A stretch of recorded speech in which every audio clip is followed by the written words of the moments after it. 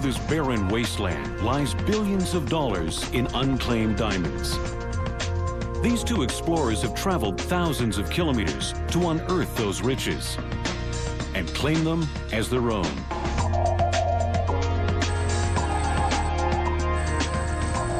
There is a race on at the moment for diamonds. And the way we see it, the next company to find diamonds will be one of the kings of diamonds. It's a modern-day gold rush in the Canadian Arctic. There's a lot of competition, and the pressure to find the diamonds is fierce. Every time you see a drill, you just hope that it hits the big one. If we lose this hole, it's about $100,000 that didn't happen. Finding diamonds in this vast and uninhabited landscape is no easy task.